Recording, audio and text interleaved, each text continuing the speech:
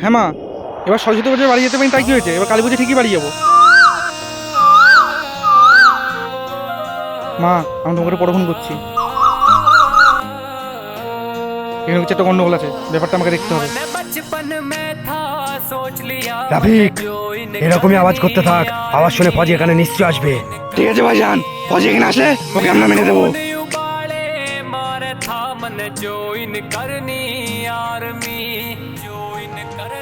এই আওয়াজটা আসছে কোথা থেকে? রাফিক, আমি তোকে এরকমই ইশারা করব, তুই সাবধান থাকিস। ঠিক আছে ভাইজান। শয়তান, আজকে আমার হাতে তোদেরকে বাঁচাতে পারবে না। আমাকে পালাতে হবে, মানলো আমাকে মেরে দেবে। পালিয়ে যাবি কতদূর? আর তোর মৃত্যু আমার হাতে।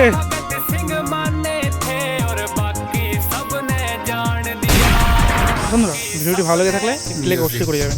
জয় হিন্দ।